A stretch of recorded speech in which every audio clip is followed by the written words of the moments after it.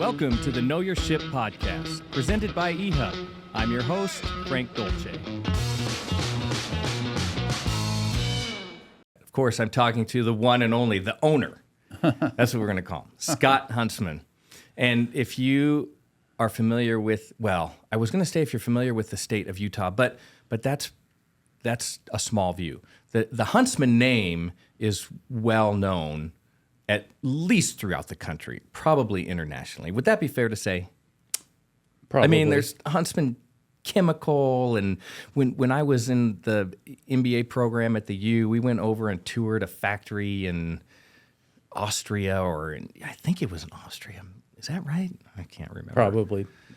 Probably, yeah. Of course, if you're a Utah person and a University of Utah fan, you know the Huntsman Center and what your Uncle John has meant to the university and all of those things. And in fact, your dad and his brother John, correct me if I'm getting this wrong, did they kind of start together? They did what was called Huntsman Container, and they developed the kind of the clamshell that we think of as just old hat now, but back in the 70s, they started with A cartons, and then they took that styrofoam concept and put it into like the Big Mac clamshells. And so that was their first company.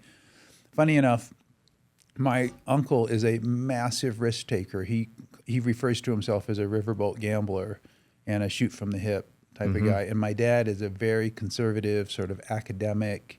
And when John went to start Huntsman Chemical, he said to my dad, "Come do this with me. We just did Huntsman Container. It was great." My dad said, I can't do it. It's too risky. It's working. We're not good partners because I just can't deal with the risk that you can deal with, you know. And he's putting up his home. I think as the story goes, when he did his first acquisition in the chemical business, I think it was a subsidiary of Arco or something that he bought for $40 million. He got $30 million of bank debt. He had Arco put up a seller's note for $9.5 million, and the $500,000 of equity he put up his house for. It was 100% leveraged, with his house being at the front of it. Yeah, I mean, who would take that kind of risk, you know? And it was too much for my dad, so they didn't do the chemical company together. Gotcha. So I'm pretty removed from them. When people say if I'm related, I say, you know, depends on how far back you go, because I don't consider myself part of that family at all. I mean, I'm close to them, I'm friends with them, I respect them, I love them as my cousins. But yeah, you know, if you look in the old days when we had phone books, if you look in the phone book, you look up Huntsman's, there's like an entire almost page of Huntsman's, and I don't know a single one of them. I mean, there are a lot of Huntsman's around, but yeah, I think the original James Huntsman came out with Brigham Young in 18 whatever, and he was sent to Fillmore, and so half of the Fillmore cemetery is Huntsman, and the other half is Robinson's, which is on my dad's mother's side. Really? Yeah, so, but yeah, great name, but not. You know, Jen, my wife, and I, in our last sale, we made just a tiny little bit of money, and the ballet is we met on the board of the ballet, my wife and I, and so they're building a West Valley complex, and we donated some money, and they wanted to put our name on it, and you know, my wife's name is Jennifer, and there's a Jennifer in the Huntsman family. So I'm like, well, then why would we ever put our name on something? Because we wouldn't get any credit for it anyway, you know. So anyway. So would that be fair to say that I mean, I don't want to cause any family rift, but is there the real Huntsman and then the Blaine Huntsman crew? Like, so there's the John Huntsman crew and the Blaine Huntsman crew? There's the Royal Huntsmans. And they are almost like royalty in this state. It's true. And then we're known as the other Huntsmans. So for those of you who can't see me, I'm making air quotes. We can see you. We got you. We're the other. Okay. The nameless, faceless. That's not true. Well, it's kind of true. Maybe that's kind of true, because you've done so many amazing things. Not and I'm talking about like in the business world, but I happen to know you on a personal level as well.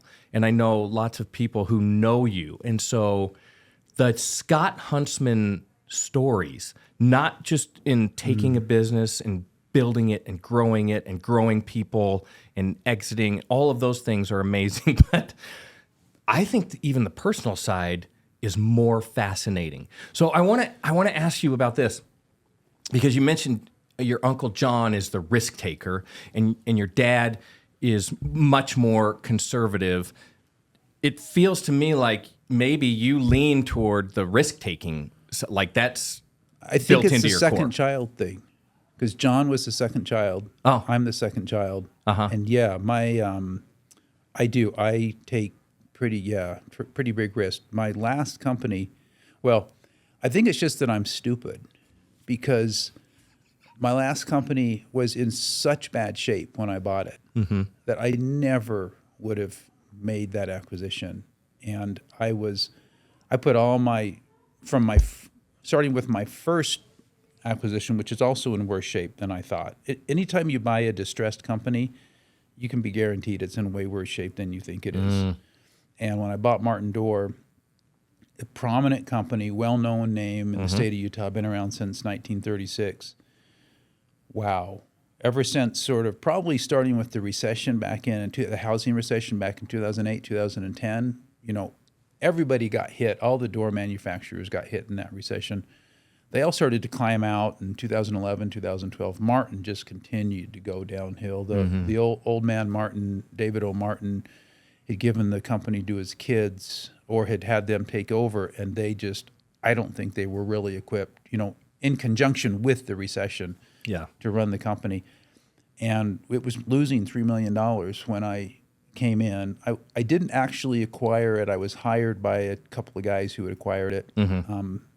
They had, I was brought in just as an operator, and I quickly realized the company was utterly hemorrhaging cash, was going down the drain. So I started pouring my life savings into it. Pretty much after I maxed that out, I was paying payroll I was drawing on home equity loans to pay payroll every 2 weeks. And it was a type of situation, especially when you have blue collar workers, you miss a payroll, company's done. You can't go to everyone and say, hey, can you guys just kind of skip a payroll and kind of work with me here? Yeah. And so every 2 weeks, I had to make a decision. Do I let the company go, or do I take another 50 grand out of my home equity line and pay payroll? How long did that last? How long were you making that decision on every 2 weeks? So this is interesting.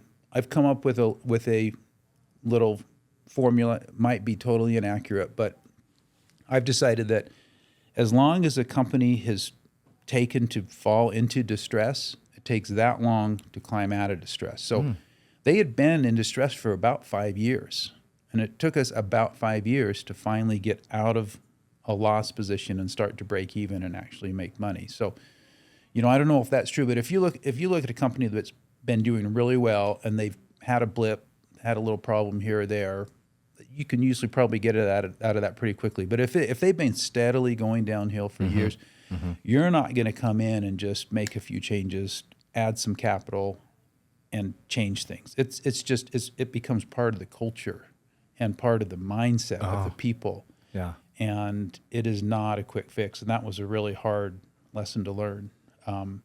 But, so that was starting in 2014. So every year we lost a little bit less.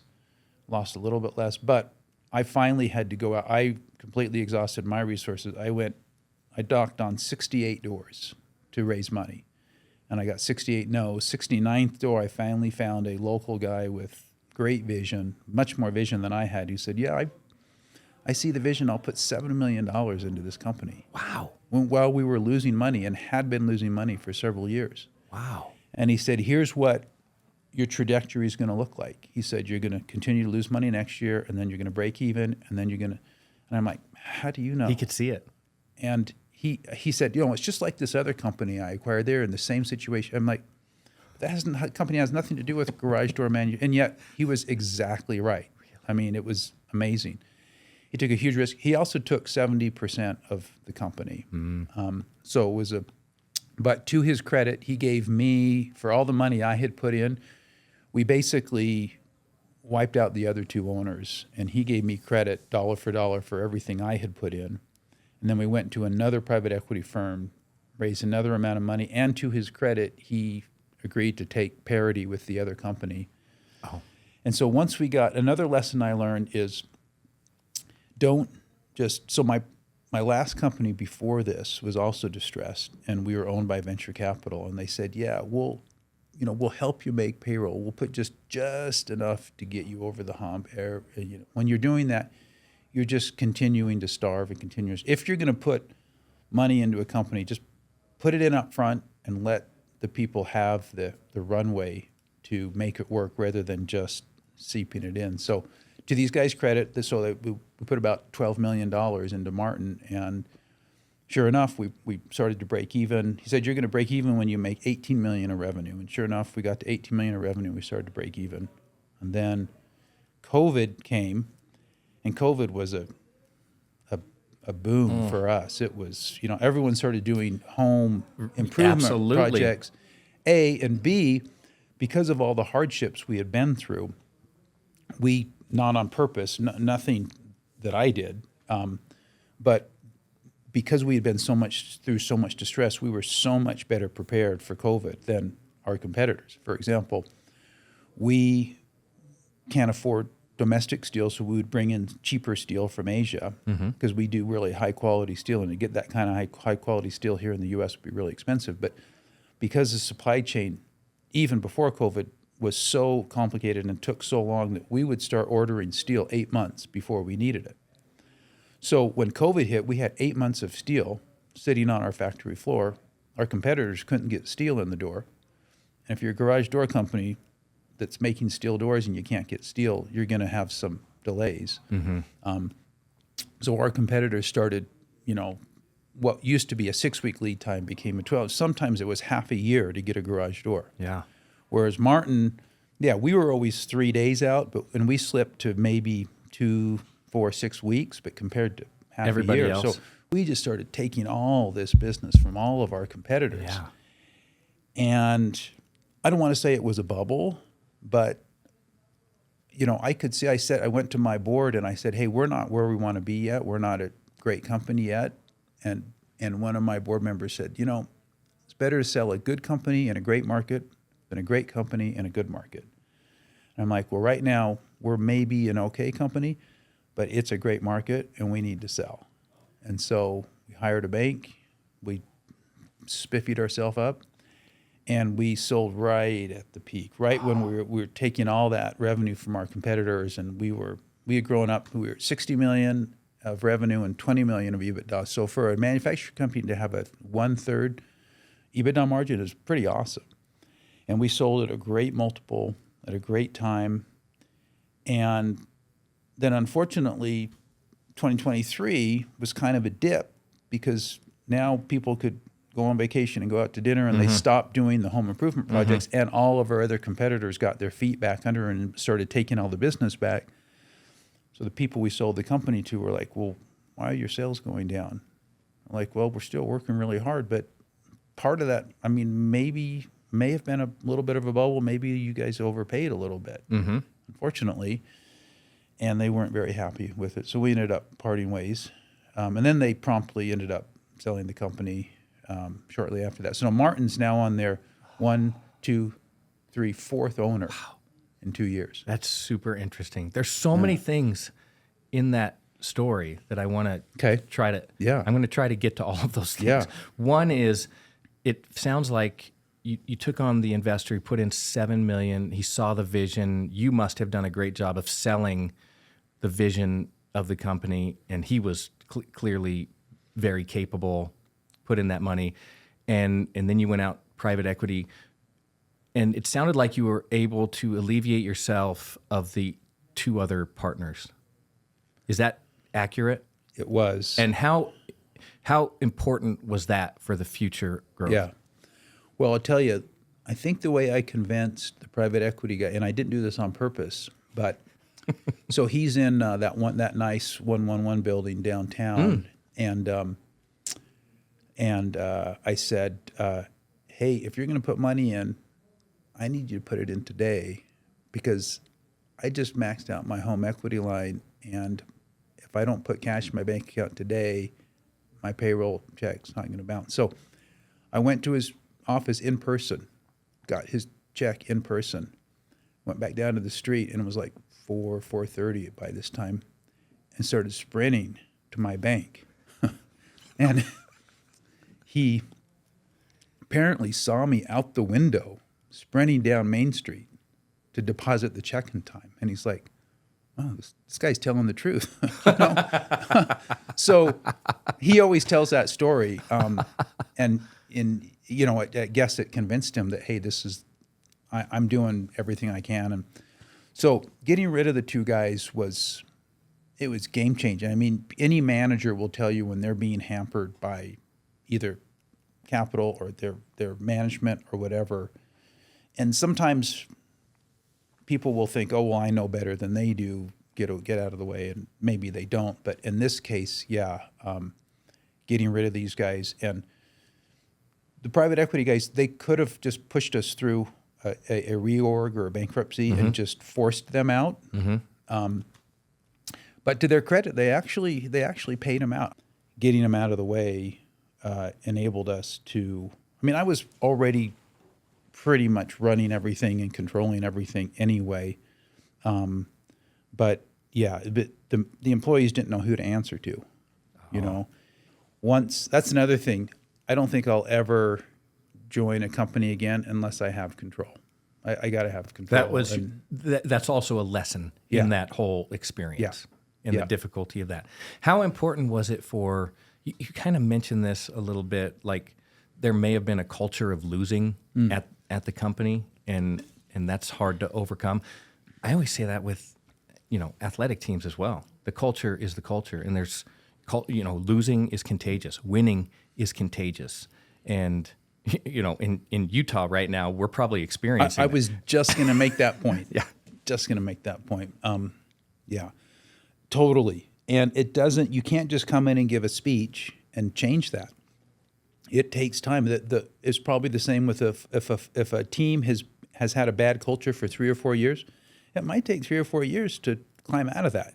I mean, it's different because you turn over your players and stuff, but yeah, it is not just a great speech or one win that does it. I mean, it's deeply embedded, and it just takes, and at least I couldn't figure out the speech to make or the decisions to make. It just took time, and the employees had to see us winning. They had to see us become profitable. They had to see themselves getting little bonuses and spiffs here and there. They had to see the stress level come down, and really believe it. Especially the further you go down into more of the blue collar workforce. I had never worked in a blue collar workforce. Martin, it was 99%, and it was just a really different. And I just want to be clear. Maybe blue collar is a politically incorrect term these days. My wife gets mad at me. The people I worked with were brilliant people. Maybe they didn't have a formal education, but brilliant, hardworking, great people. It's funny that you mentioned that, because I think there is this funny connotation about saying blue collar, but like I would say my family is we're blue collar. Like that was our background, and it's the exact same way. Like neither of my grandfathers were not collegiately educated, but unbelievably, this brilliant people that figured out how to make incredible lives for everybody else.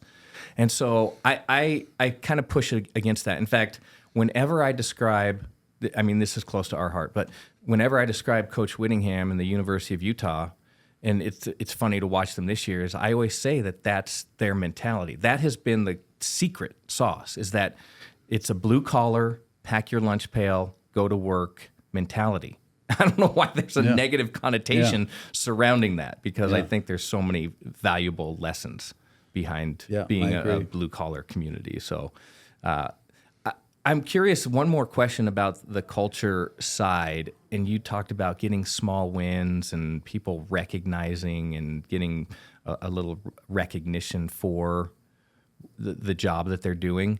Did you find within the ranks that there were a few people or groups of people that helped to tell the story through their effort or work or communicating with others that turned that culture around over time?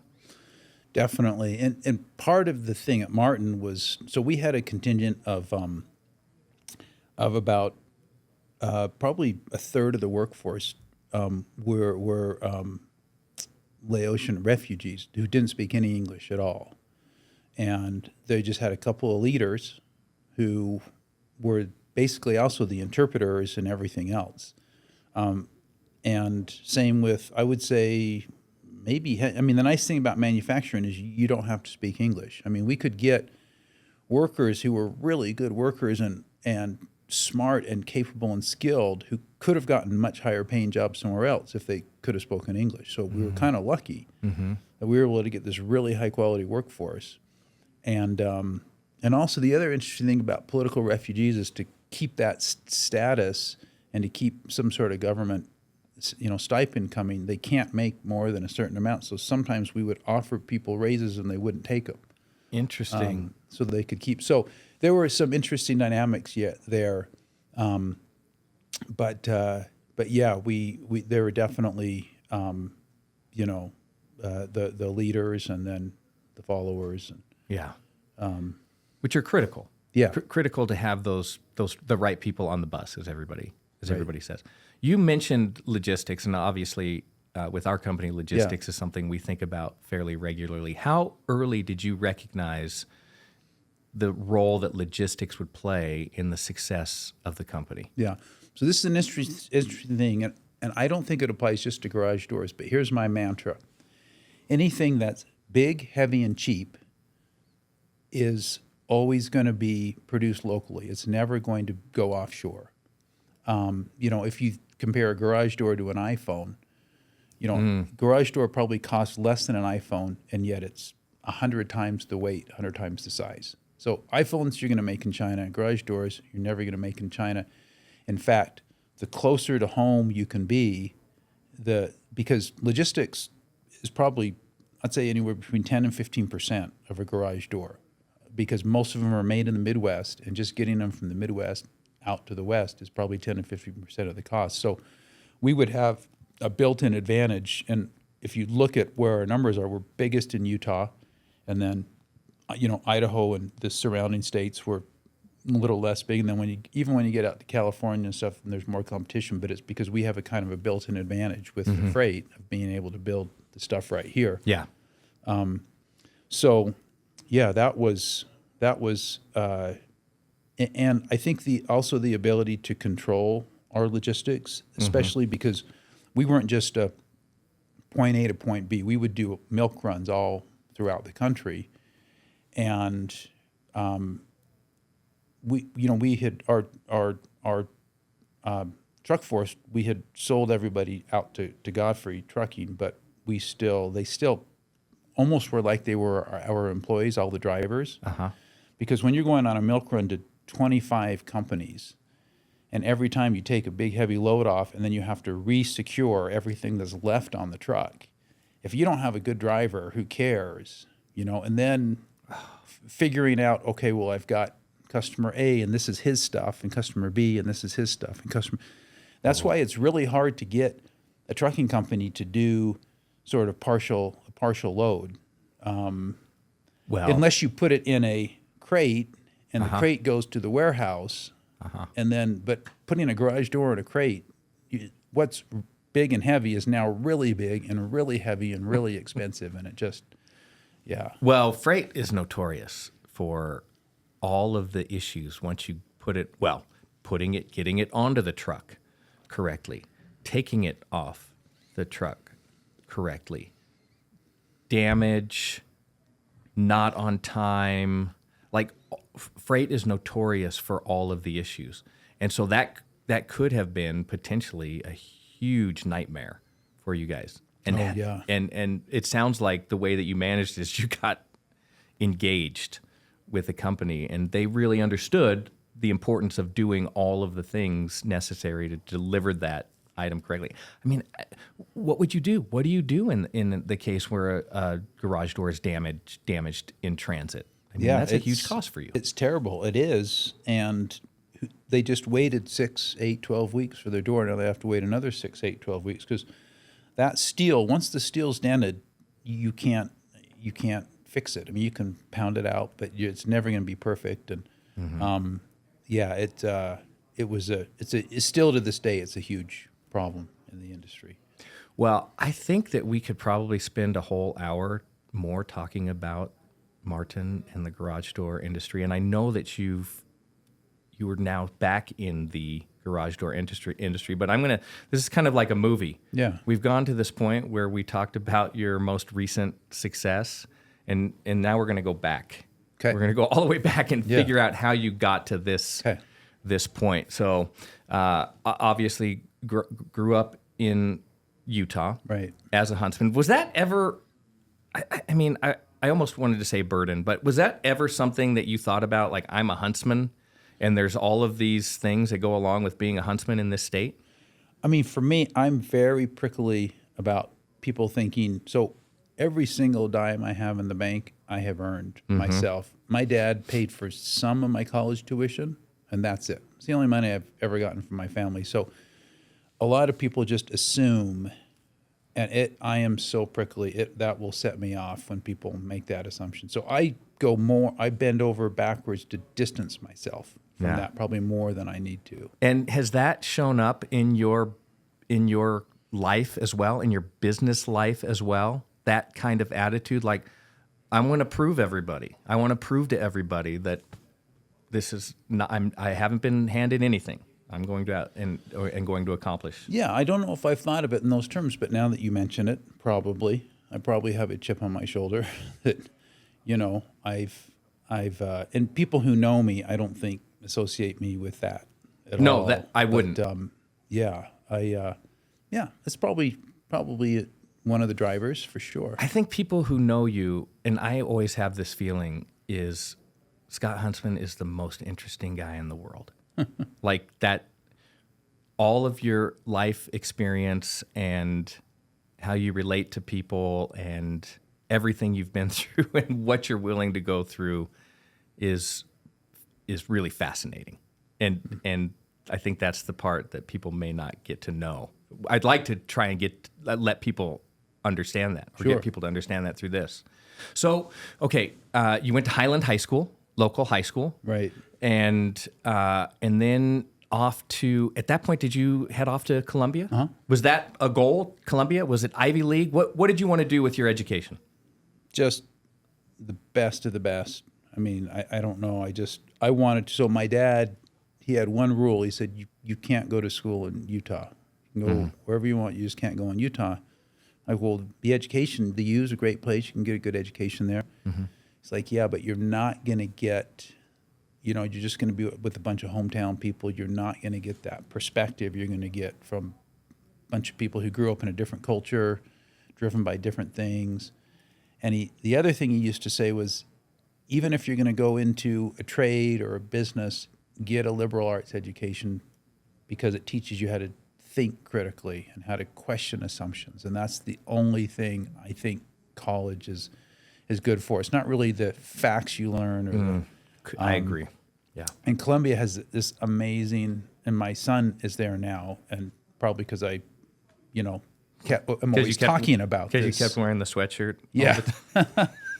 But they have this, it's a little bit old school, but they have this core curriculum where you study first 2 years, basically. You study Plato and Homer and Sophocles and Aristotle and all these guys, most of whom at the age of 17 when I went to college, I didn't understand, and I probably wouldn't today either.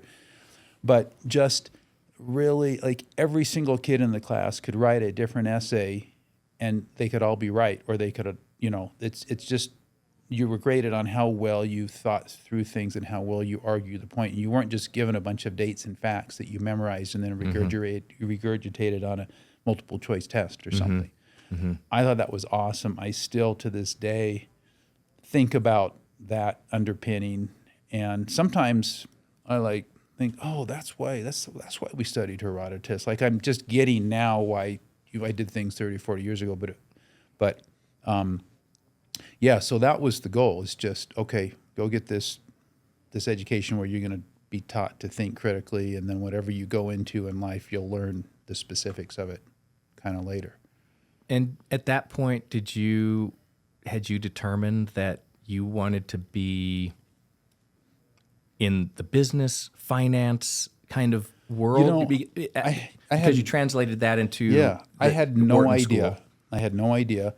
I didn't know what. So these days, if you want to go to Wall Street, my son's going through this right now. He's a sophomore. He's intensely engaged in trying to get an internship for his junior year, which will translate into his final job. And he's a sophomore in the first semester. For me, I didn't even think about it till April when I was graduating in May, and I saw the Wall Street firms come and interview because we're just up the street from Wall Street. And so it's convenient. And Drexel Burnham was one of the firms, the Michael Milken firm. Yeah.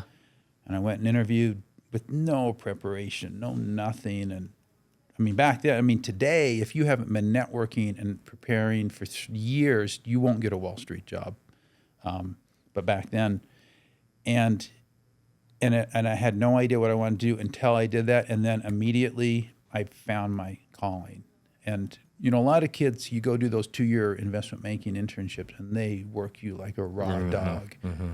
And I remember specifically one night, 2 a.m., sitting at my desk and thinking, okay, I could be at home in bed. Mm-hmm. I could be out partying. Didn't really party at the time. Or I could be sitting here working on this LBO model, and I would choose option 3. Like, I'm having so much fun. And if you don't have that kind of attitude where you love that type of thing, you're going to hate your job, and it doesn't matter how much money they pay you, because they pay you great money. But if you're working till between 11 and 2 or 4 a.m. every night on the weekends, that just gets to be too much and will just grind you to a nub unless you just love it. But you loved it. I loved it. That's what you wanted to do. So I think that's critical, because I see regularly people who are good at what they do, but not necessarily aligned with what they do. The thing. And how important was it for you to find that alignment, and how it? Oh, it's so critical. Yeah. My daughter also went to a good school and got a great job in New York, and she hated it. She hated it. And I said, well, just be patient, because once you get to a certain level, then you can kind of go do something else, and already at this high level. And she could have. This is not the way I want to spend my life, and she left it without another job. And so you really have to, the money and the whatever. You read about your deals in the Wall Street Journal, and it's like just heady stuff, and it's everything about it for me was just so fun. And to this day, the funnest thing about my job is now, we haven't talked about what I'm doing now, but is buying and selling companies and structuring deals and taking, distressed companies and trying to make them better. And it's just so much fun. Like when I left Martin, jumping forward again just for a second. Sure.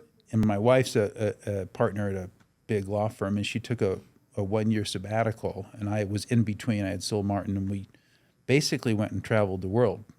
And I was chomping at the bit to get back to work. And so now I know, everyone says, oh, that would be so nice. I want to go sit on a beach, or I want to go to Italy and France and whatever. Well, I just did that.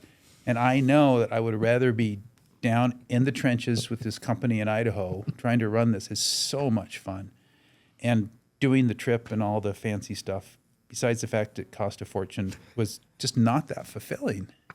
It's, so yeah, you really have to find your passion. And a lot of people don't. It's true. I'm not saying that I just feel very lucky that for me, I found something that resonated, because a lot of people spend a lot of their lives trying to figure that out. Maybe their whole lives. Absolutely. I listen to a lot of podcasts, and there's kind of a theme about people talking about finding your passion, and it's not necessarily about finding your passion, but finding what you're good at doing and then doing that over and over and over again. And maybe you develop a passion about that. But I don't know. I feel like that's kind of already aligned. If you're good at I don't know. If you're good at doing something, maybe your passion is already there. Maybe, but I feel like I talk to a lot of people who are really good at doing things, but they don't love it. The passion isn't there. And then, I don't know what kind of advice to give them, because I feel like I just lucked into my thing, and there's, I remember a friend of mine who is actually, I think, a brother-in-law of yours, whose dad was this brilliant scientist. Yes. Dr. Stockham. Yes. And I remember as a kid, the father of digital audio. Yes. Yeah. As a kid, he would say to us, so he went to MIT undergrad, MIT master's, MIT PhD, and then became the head of the computer science at the U. And he said, ever since I was a kid, I had more ideas in my head that I wanted to develop than I knew I would have time in my lifetime to do. And he knew from the time he was a little kid exactly what he wanted to do. And I always thought, well, that would be so awesome if you just, but I think that's rare. And yeah. I don't know what advice I would give to someone who said, I just don't know what I want to do. Like, I feel like it's a blessing that I figured that out. And, I guess you just keep trying different things. Sure. But on the other hand, I say to my kids, like, well, you can't just keep bouncing around and you suddenly you're going to be 30, 35, 40. Yeah. And you haven't developed any skills and expertise. So you're always going to be at the kind of bottom rung of whatever company you're in. And at some point, you just got to kind of grind it out and get up to a level where then maybe you have more freedom to move. I think that may be the point is, people bounce around and lots of people never really latch on to anything. And maybe that's the point is if you find yourself bouncing around, what are you good at doing?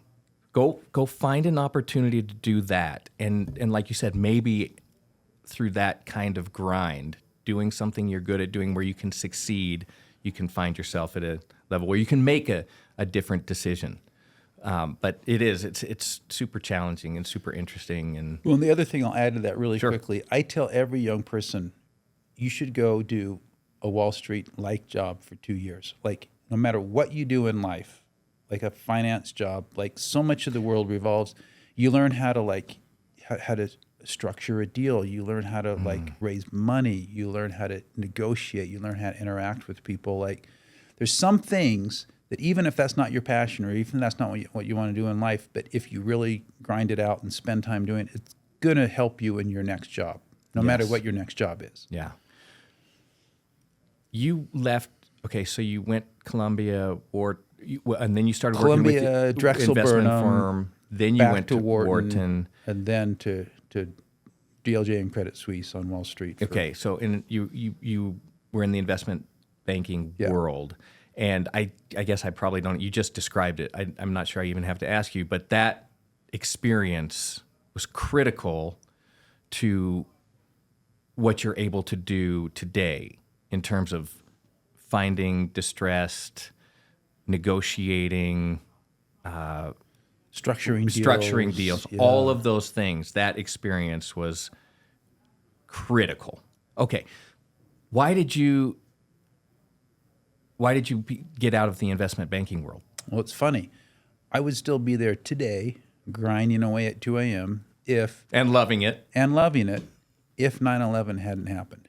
Oh. So 9/11 happened. We lived downtown Manhattan. Happened right outside our balcony. We watched the whole thing. To this day, I wish, my 3-year-old daughter was right there just watching everything. She's probably still traumatized from it. We should have, but nobody knew what was going on. But my wife at the time said, Manhattan is, I loved it. She had a tougher time. She was raising 2 little kids. It's not a really kid-friendly place. She's like, we got to get out of here. And you felt so vulnerable after 9/11 that you were like, oh, okay, yeah, no, I hear you. Like, let's go find something else. And I think if it wouldn't have been for that vulnerable time when I agreed to leave, I think we would still be there. Really? To this day. Wow. now, and we thought, well, do we want to, so much fun, Manhattan, such a great city. We're like, well, let's go try something for a few years, and then we can always come back. And now I think about, okay, which side do I like? So when I was in Manhattan, I constantly thought about being out west and getting in the mountains and stuff. When I'm out west here, I never think about being in Manhattan. Oh, so it interesting. Clearly, we love to visit because we have 2 kids out there now. But I wouldn't move from here for anything. I mean, it's a great place to be. But yeah, that was an accidental that we left that kind of life. Well, you mentioned something we're going to get to later on about your love of the mountains, because I think that's put you in some precarious situations.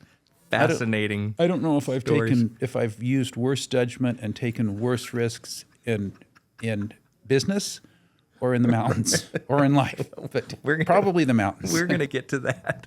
I know a few of the stories. I probably don't know all of the stories, but we're going to talk about that. Okay, so you left Manhattan. That's fascinating. Not so. I mean, and you might look at that as like, maybe a little bit of a springboard to where you are today. Where did you? Okay, so you left that firm. You moved out west. What came next? Well, it's funny. People on Wall Street, they make good money, but they're very insecure about getting a job in the real world. It's such a specialized industry, and people call me from all the time, like, how'd you make the transition to real life? Yeah. Because I just thought, okay, well, we'll leave Manhattan, we'll go to LA or San Francisco and get another job at another investment bank. Well, in the meantime, we just kind of came to Salt Lake because we're from here, we had family here, and I just started looking around and sort of, there's not a lot of investment banking here, and there's not a lot of big companies that would need an investment bank. So it's more of a smaller companies, and I just started talking to venture capitalists and ended up just taking a job as a CFO of a sort of a distressed venture company, because that's really all there was. And I was really insecure and like, well, I've never really worked in a real company. I've only done banking. But if you have what it takes to make it on Wall Street, you can make it pretty much anywhere. I mean, Wall Street operates at such a high level. Those people are so smart and so driven. And I came out here and I'm like, wait, you're leaving at 5? Like, why is everybody gone? It's only 5 p.m. Like, it's just a whole different mindset. If you could make it there. So, and then I was in a company where I finally, it was another, this is where I got into this whole distressed thing, although I didn't really realize it at the time. It was probably the only job I could find. But I went to the venture capitalist after being there for a few months, and I said, look, this company has 2 pieces to it. One piece you guys really love. And the VC firm really liked. The VC firm really liked. It was a simulation company, and they had this driving simulation business that they loved, and then they had this like heavy equipment simulation, like anything from like crane operators to fighter jets to anything where the operator, you put them in a flight simulator and you train them. Well, we did this with like big, heavy crane operators. And I said, this part of the business you guys hate. You're not putting any money into it. I said, because it's hard to becoming a CEO unless you start your own company. It's hard to get your first gig. Like nobody wants to trust you because you don't have any experience doing it. I said, look, you guys hate this part of the company. Let me take it. And I don't have any money to pay you, but give me a seller's note. Give me 5 years to pay you back. And I'll pay you a good interest rate. And let me try it out. You guys have written this down anyway. You don't have anything to lose. You don't like this part of the business. And I talked him into letting me kind of take half the business, and all the employees were kind of, well, we're going to stay with the good business. And now I ended up selling the business I took for 22 times what we paid for it, and the other part ended up going out of business. So it's kind of like we have the last laugh on that one. Gosh. But that started out being, again, even though it was, losing money, I started putting my own capital in to, pay the payroll and to get through. We couldn't get bank financing anywhere. Again, I got really lucky with that. So if you remember, I sold it in February of 2008, right before that recession. I've been really lucky with my timing on these deals. yeah, that turned out to be also super successful. We sold it to a big Norwegian company that also did simulation. Yeah. It is fascinating because whoever thinks about that, like, Yeah. you're just going to go put some guy in an enormous crane and tell them to start. No one ever thinks about, well, how does that guy become efficient? Well, in fact, we were running a toying crane. with big truck simulators, like, because there's a lot of efficiency. You know this better than I do. Driving a truck with just in the way that you shift, in the way that you brake, in the way that you use, your fuel efficiency and stuff. And really, these days with technology, almost anything could be trained in a simulator and measured.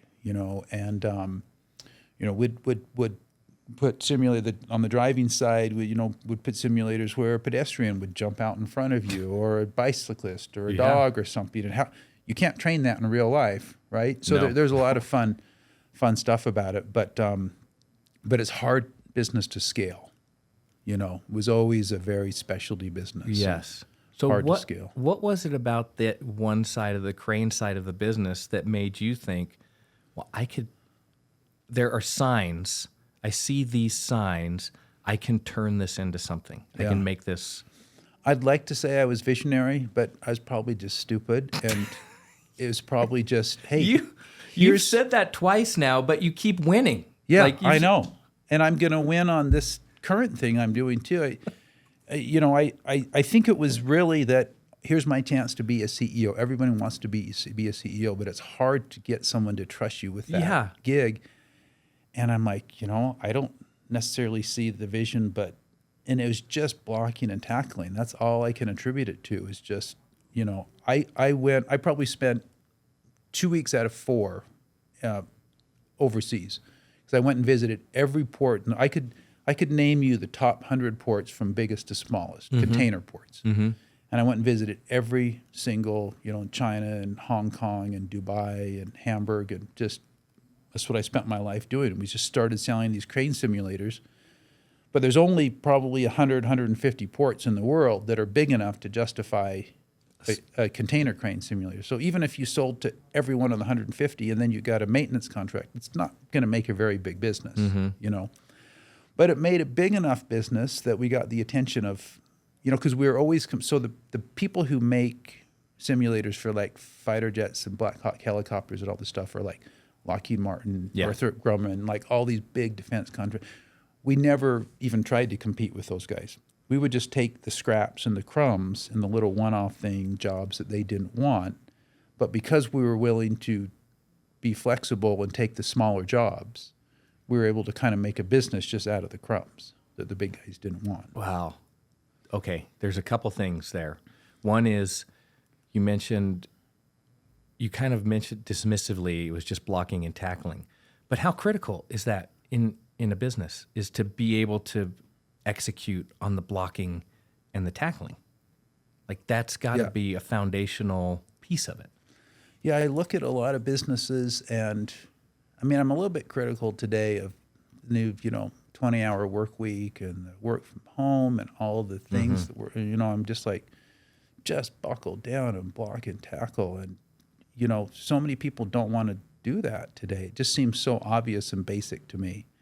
And I think, I don't know enough about other companies to really say that's working or not working, or that's the reason behind their success. But I'm telling you, who would have thought that this kind of just simulator company could, we ended up selling for like, $22 million and bought it for almost nothing. And, like I said, there's no scaling ability.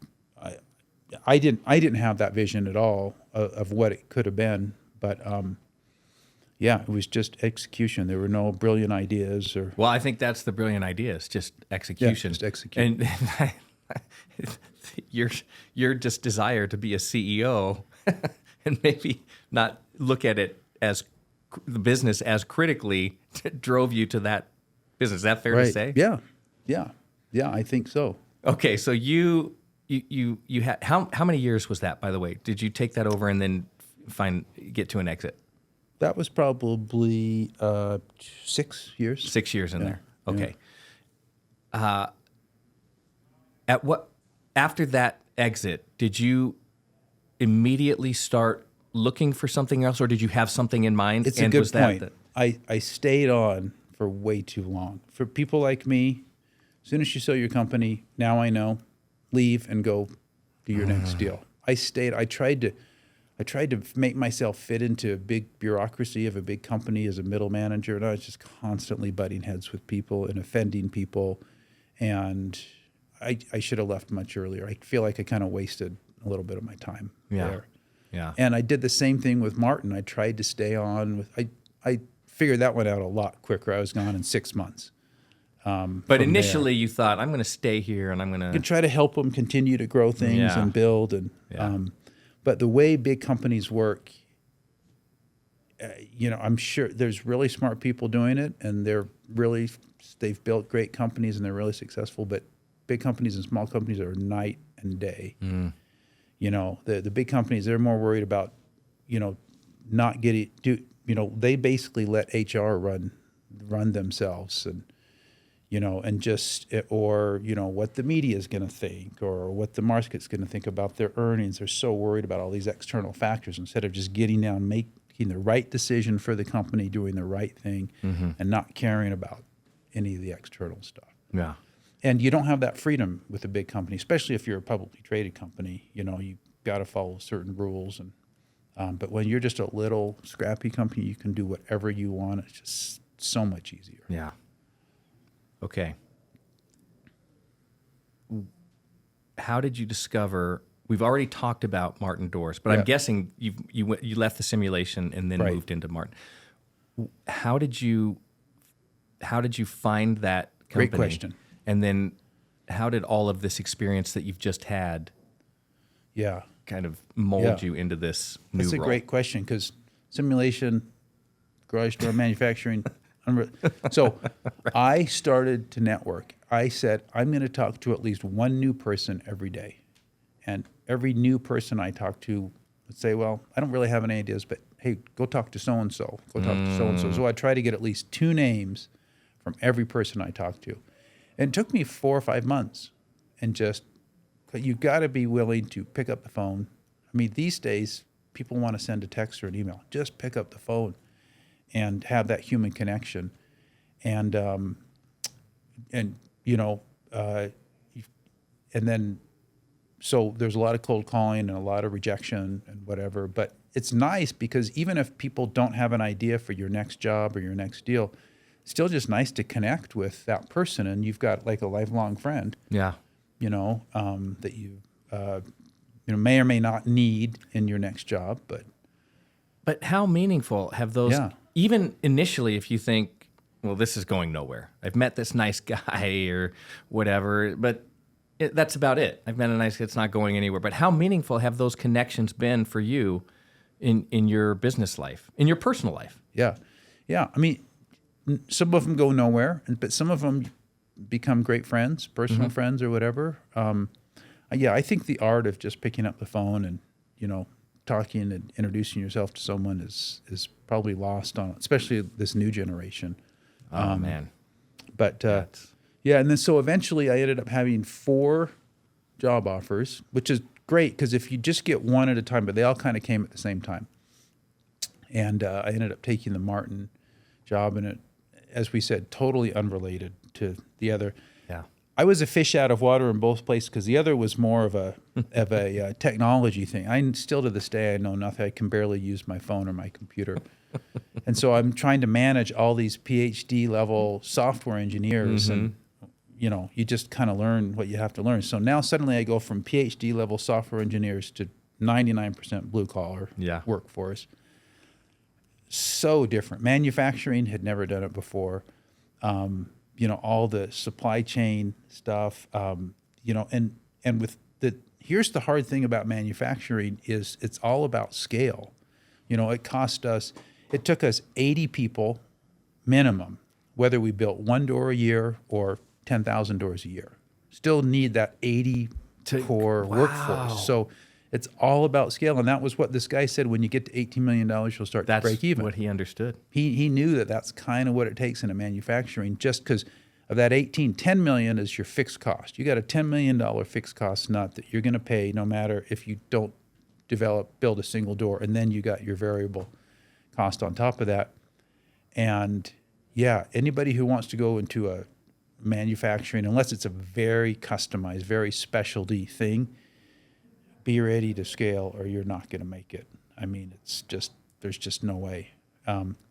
And that's why suddenly I have this workforce where I've got 200 people. Mm-hmm. We're in this housing recession. People aren't buying garage doors. Mm-hmm. And I'm like, well, I can't really cut my workforce because this guy specializes in this area and this guy does this thing. And, and that's why in small companies, each person does like 5 different things until you get to the area where you want to specialize and scale. That was daunting because at that company's peak, they did like 50 million in revenue. When I took them over my first year, 50 to 12. Yikes. And had I have even thought about that, I thought, what am I doing here? This company should just be shut down. But I think, like, to your question, what did it was, again, just the grit of just, okay, we're going to get in the trenches and make this work. I didn't have manufacturing expertise. I didn't know anything about garage doors. I'm not an engineer. It was just kind of the blocking and tackling. But at least I knew, and when I got in with these partners who just didn't do that, I'm like, okay, well, let's just start with the basics. Yeah. And then you learn the business. And I don't know that I ever became an expert in garage doors or in manufacturing. And a lot of questions. I mean, we hired a really good kind of head of operations, and it'd always be asking me, well, like, the textbooks would say we're supposed to be doing this, and the Six Sigma would say, and I'm like, you're probably right. I mean, I'm sure we could be more efficient, but here's what I know, and we brought it to. But that's why I say I'm probably not a good person for a much bigger company than that, because then you have to get into systems and processes and discipline, and you're not just shooting from the hip and that's where just you're good. Improvising. And that's, I guess I figured out now, that's what I'm good at. I'm curious about, because you've said this a couple times, I purchased I got into a distressed company and I didn't realize how distressed it was until you got in there. And so what has that taught you about evaluating a distressed organization and whether or not it's reasonable to jump into a business like that? Yeah, it's a good question. I'm not sure you really can do, I mean, the due diligence, you do everything you can, you figure stuff out, but I think there's a lot of things you just never are going to know until you jump into it. This company that I just bought, I don't know if you're ready to switch to that. Absolutely. But, why not? But I in this now this one you purchased in the same industry, in the garage door industry. Similar would you say? Industry, yeah. Similar industry. It's not manufacturing. It's more a home services retail company, which I've never done. Oh, okay. But in the same space. So these are the guys who, if your garage door breaks, you call garage door repair near me on Google, and you get a guy in a truck to come out and fix your door or install or whatever. And is that typically, okay, so when we're calling the garage door fix, is it typically just a handyman, or is that part of a bigger organization that's fixing a garage door? So that's exactly what I'm going to tell you about, because amazing. that is a evolving area. So I think garage door servicing is the kind of the last frontier for these true, just a guy in a truck, a repairman in a truck. There's 14,000 garage door companies in the country. It's super fragmented. Most of the companies are 1 to 5 employees. Maybe they have a little office space somewhere. There are very few scaled garage door services companies. But here's the opportunity that I thought I saw, and actually this is the first time where I've kind of seen the vision and made the acquisition, because I thought I saw the vision, and it's sort of turning out that way because I already have. So this whole roll-up concept has been, really big in the last 10, 20 years. All these, whether it's a dentist office, a CPA's office, heating, plumbing, air conditioning, HVAC type of company. They've all been very fragmented, and whether it's been private equity has come and started to do roll-ups with these guys, where you can get these little companies for pretty cheap because they don't have good purchasing power and they don't have infrastructure. And then you put 10 or 20 or 30 of these companies together and you get a professional, customer service desk and a purchasing and finance. And you add all these services, you make them into a real scale company. You can buy them for cheap and then turn around and, maybe 2 or 3 times EBITDA, and then you can make them into a 10, 15, 20 times EBITDA company. But no one's ever done that in the garage door servicing space until and we were talking about this before. I said to you, if your garage door breaks, you're not going to wait. You're going to call someone right away. It's just like if your heater breaks in the winter or your AC breaks in the summer. It's the same dynamic. It's just as important. Why not try to build scale now when you're calling the number to the garage door repairman, you might just get a guy in a truck who answers his own phone and said, yeah, I'm 20 minutes away, or I can be there tomorrow. Or you might get a big private equity firm that owns companies all around the country. They have a centralized call center in Omaha, Nebraska, and you say, yeah, I'm in Salt Lake City. Here's my address, and they get on their computer and their software and they say, okay, yeah, well, we'll get someone out there. And the guy who comes out is going to seem like just a kind of a hometown, but he's really part of a huge big company. Network. Right. Do you, when you're putting this together, this organization together, do you have to do it like, are you just reaching out to all of the different service providers throughout the United States? Or are you focused like regionally? Like we're going to set up Salt Lake City first, and then we're going to move to Pittsburgh and set up a network there. Like how does that? Yeah, it's a great question. So I bought this company in Boise, partially because I wanted to just avoid any semblance of conflict with Martin because I had a non-compete. And even though it's not a competitive company, one's a retailer and one's a manufacturer, I still wanted to just stay out of the... But my plan was, I'm just going to stay local. I'm going to look at buying other companies in Boise or in the state of Idaho and just stay because it's a very physical business. Yes. It's not like a SaaS business or something that you can do remotely. So funny enough, I bought this company in May and I'm already selling it to a bigger group who's doing the same thing I'm trying to do.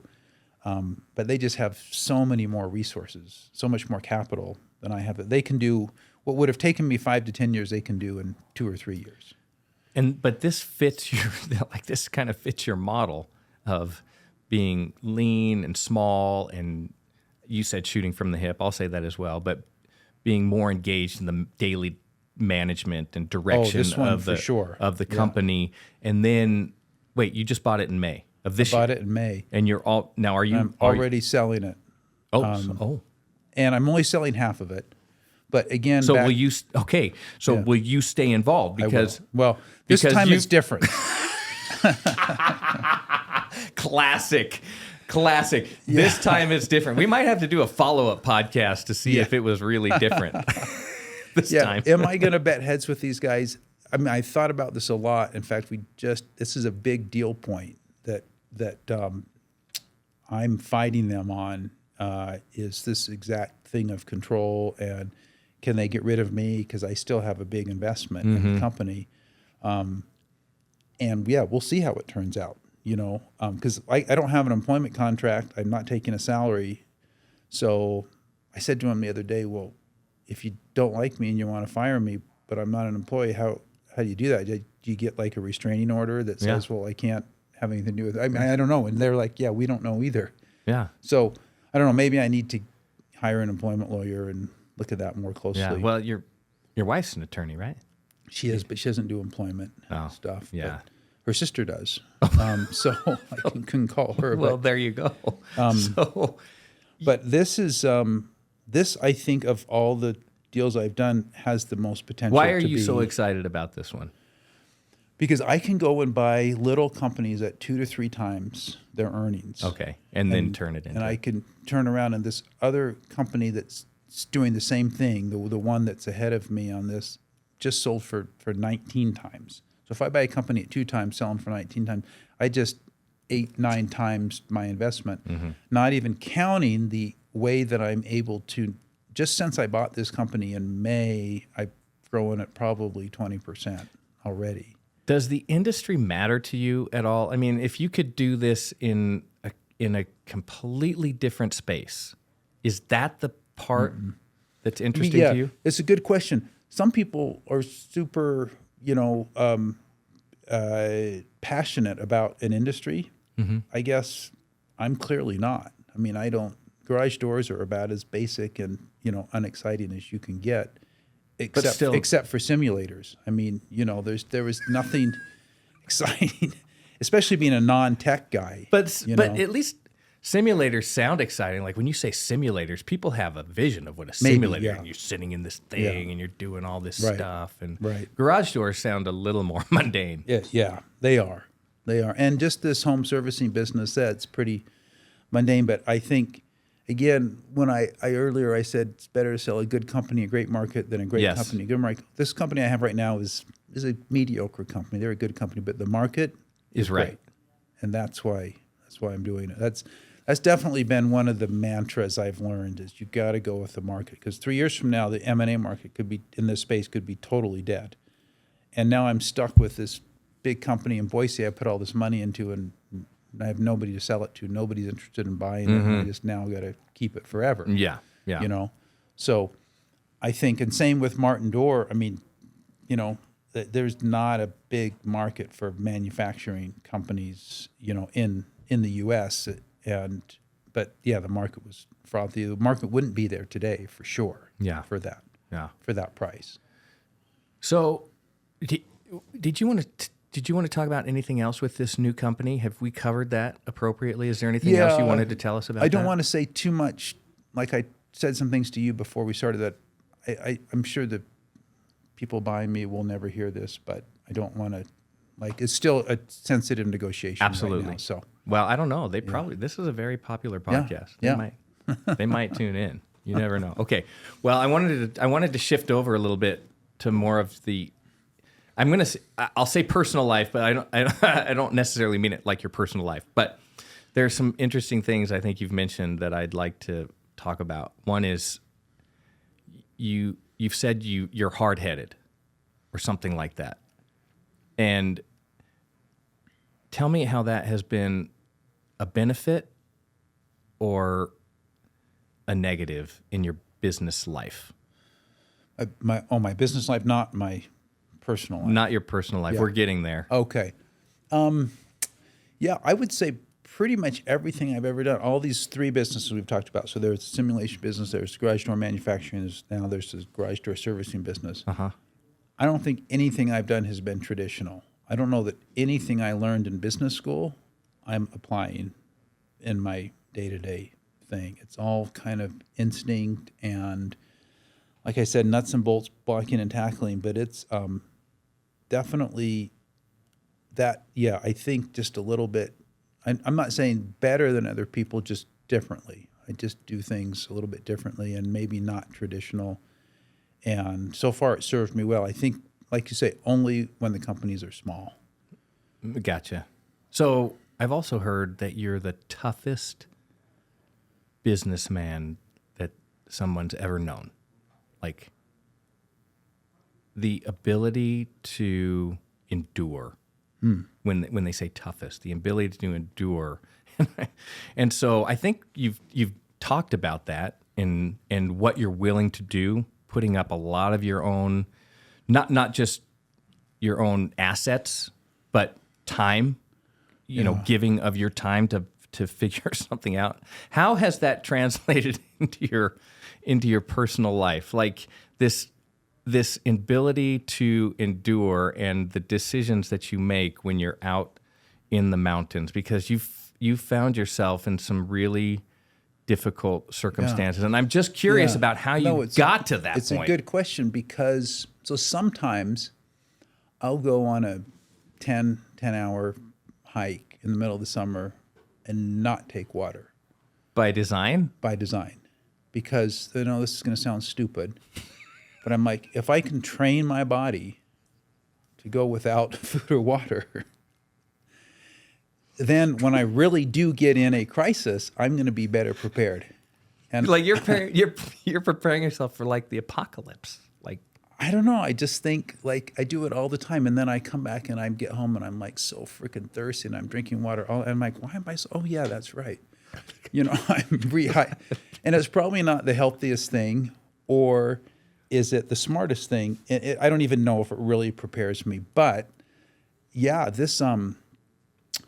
like I said, the Martin thing in particular was dark. The first couple of years were dark. Like, I'm not saying, I don't have any mental illnesses that I know of, but it was tough to get out of bed every morning. I'm like, what have I done? I put all my life savings into this. I put my family at risk. I have no insight into. There's no future. There's no light at the end of the tunnel, even a pinprick of light. And I got to put another $50,000 in tomorrow. It was really dark. Like that was a tough one to get through. And I think back on it. But I've had times, I guess in the mountains. And I don't know if I learned this, if I was just like this and that. So I was doing the Grand Traverse, which is what? All 7 of the Grand Teton Peaks. So you start, so the Grand, and then the Middle, and then the South, and Mount Owen, Mount Tiwanaku. There's 7 peaks there, and you go up and down them all, and you try to do it in 48 hours. So 48 hours straight. Mm-hmm. And we had done 3 of the peaks, so we were on the north face of the Grand. Who did you convince to do this with you? I hired a guide. Oh, okay. Hired a guide, just he and I. Okay. So the guide is an expert. Is that fair? Well, supposedly. Although he kept saying, no, don't take that, don't take that. You got to get weight off. We got to get weight off because we got to be able to move quickly. So, don't bring your cell phone, for example, was one of the things he told me. I have a little SOS thing that's a satellite thing that weighs 5 ounces. He said, no, don't bring that. It's too much weight. So he maybe wasn't so much of an expert. But we got on the north face. This is on July 21st. We're halfway up the north face, and it's just snowing like crazy. In July? In July. Snowing like crazy. There's glaciers up there. And sure. It's getting to be 4, 5, 6 at night. So he's like, we need to abort. I'm like, we're not aborting. We've already come halfway through. I'm not aborting here. I'd already been pushing him and pushing him and pushing him. Like, he's the guy, he's supposed to make the decisions, but I was pushing him to keep going and keep going. And finally, he's like, we got to abort. So we rappel all the way back down. And if you look at the Grand and Mount Owen are right next to each other, there's this saddle in between the two. Mm-hmm. We rappelled down that saddle. We were going to go out to the Idaho side. He said, this is we're going to end up in a different state, but this is the easiest way to just kind of abort. We start going down this kind of 4,000 foot, and all of a sudden, all the rocks just start like they're dancing. And I'm, down below him, and I start getting sucked into this rock slide. This is up on the top of the Grand. It's, 50 degrees and a slope. And then, so now I'm buried about up to my waist. And I see a rock about the size. How quickly did this happen? Like you feel the rock move, and then you're up to your waist in it was probably rocks? I don't know, maybe a minute. I don't know. Wow, it's hard to remember. And I see this boulder, the size of this couch, boom, boom, coming down. And I try to move, and this is when I realized I'm buried, and it's coming right at me. And I really thought, okay, this is the end. This is going to cut me right in half. And the rock hit, and I felt it braze up my back and then go over me. And I watched it the next 4,000 feet going down, down. And, wow, I mean, that was definitely and so we kind of recover our senses. The rock slide kind of stops. I realized I'm pretty badly injured from the rock slide, and I had crampons on, and I'm buried. We can't get my. Finally, we find a way to get myself out, and my foot's just pulverized, crushed. So can't keep going. Our rope was buried. Can't get the boulders off the rope, so we have no rope.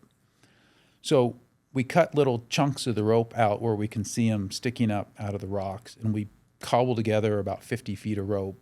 And then the guy I'm with, I hook in, he drops me down 50 feet, then he climbs down, hooks me in again, drops me down. If you're going 4,000 feet, 50 feet at a time, it's going to take you a really long time, and I can't use my foot. So now here's where we get into, we didn't bring a, he brought a cell phone. He told me not to bring a cell phone. He couldn't get a signal up there.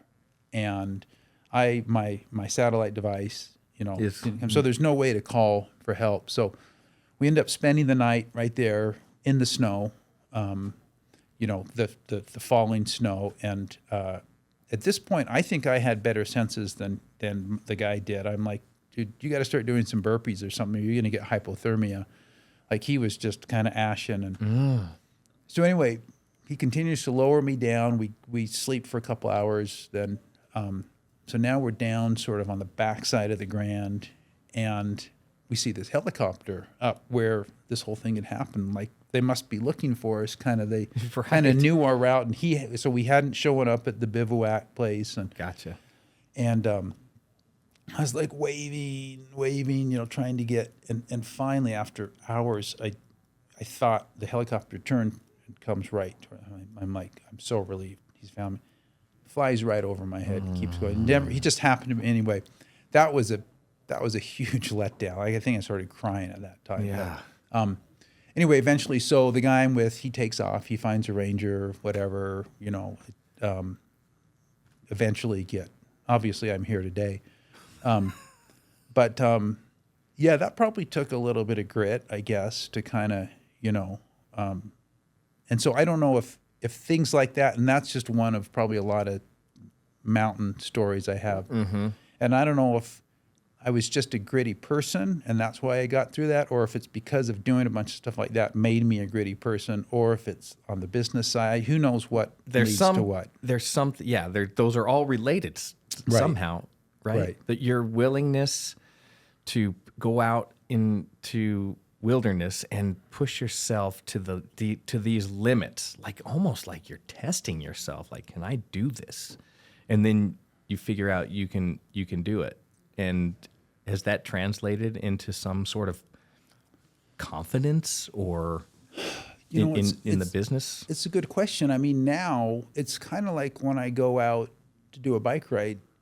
If it's not like some sort of risky, exotic bike ride, it's like it's no fun. That's not really true. It's still fun. I can do a simple bike ride and it'd be really fun. But my wife won't do anything with me these days. She won't even hike with me. She won't bike with me because I always have to push it into some crazy thing where, you know what? There's a shortcut here. We'll cut an hour off the hike. Let's just take the short. And then we get lost, or we get into and we run out of water. And so she's learned, okay, never go. My kids don't, love the mountains anymore, or, love skiing or biking. One of them does, but I probably just overdid it. You're like super extreme, I guess. And I think to myself, okay, I'm going to devise a really simple thing, that these people, and even the simple thing is still like risky and too much for a lot of people. So I don't know. It might be just a different level of risk appetite, but you just.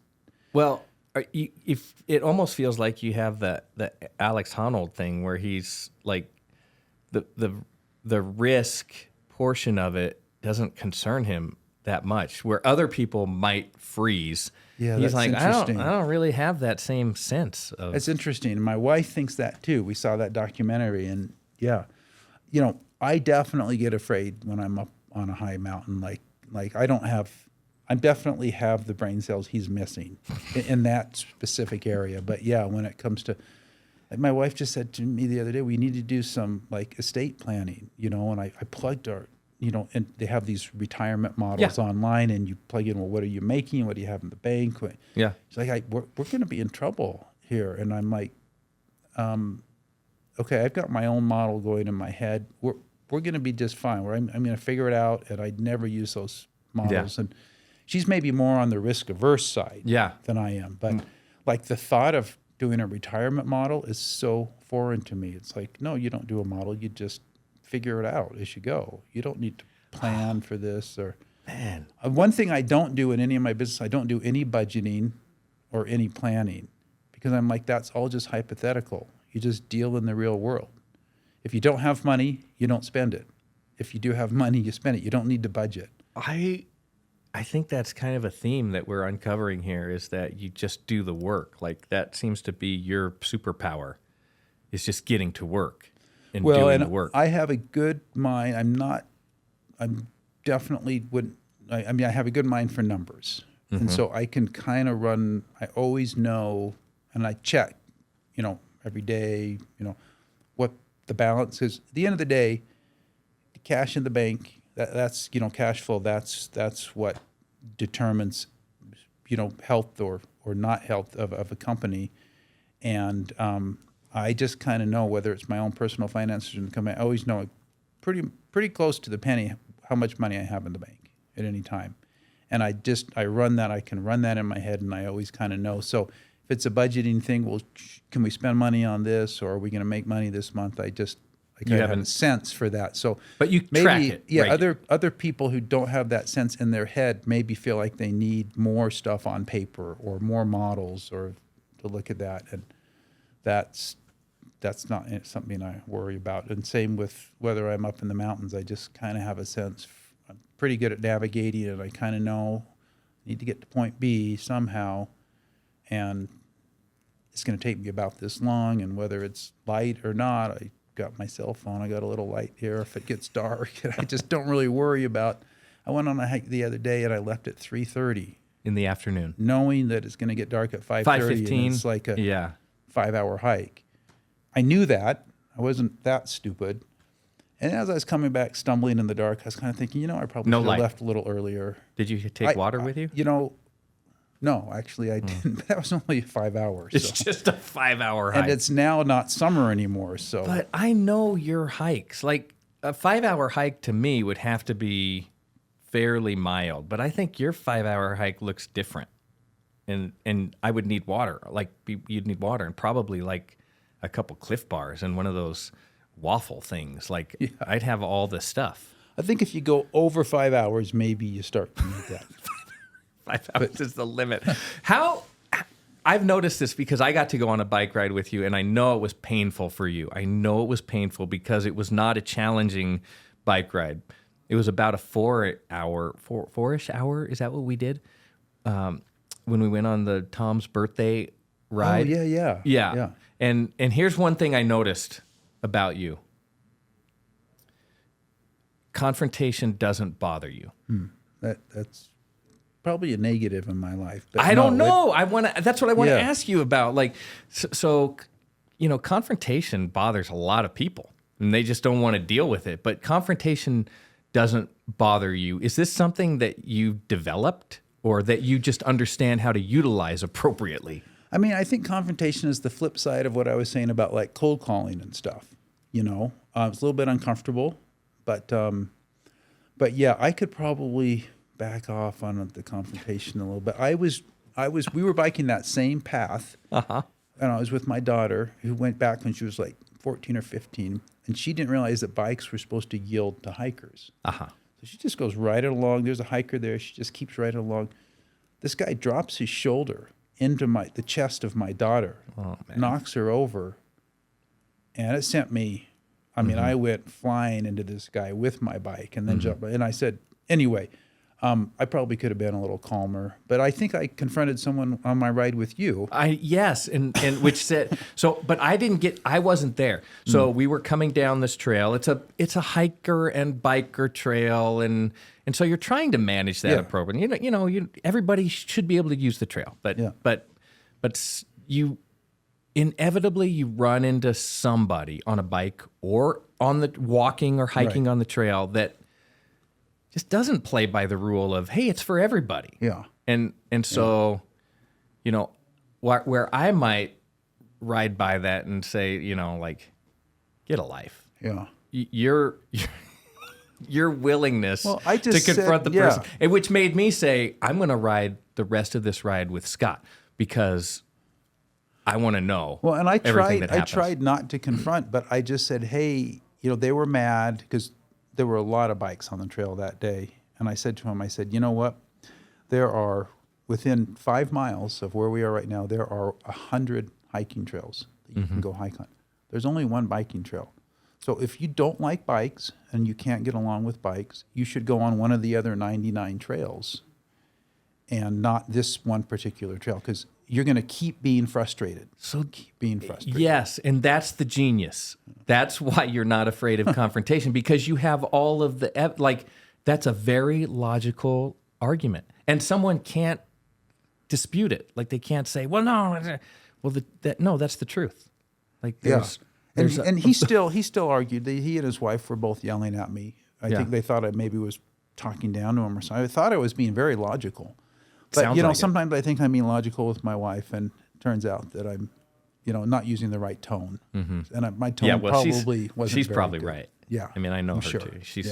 She's probably right. But let me ask you this, because I've also heard not only are you the toughest business person people know, but you're the toughest negotiator people know. Like, is that kind of built on this foundation of confrontation doesn't bother me and I can make a really logical argument, so I'm a great negotiator? Where does that come from?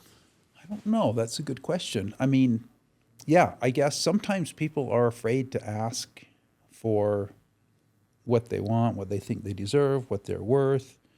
You know, I sometimes start 10 times beyond where I want to end up, in a very innocent and sometimes maybe naive way, or at least I'm not saying I'm pretending to be naive when I'm not, but I'll start 10 times, and then, you know, and people say, always let the other side make the first move. Always let the other side make the first proposal. So I frequently disagree with that, because if you let them make the first proposal, like if, let's say the range is 5 to 10, well, they're going to make a proposal in the 5 to 10 range if you let them go first.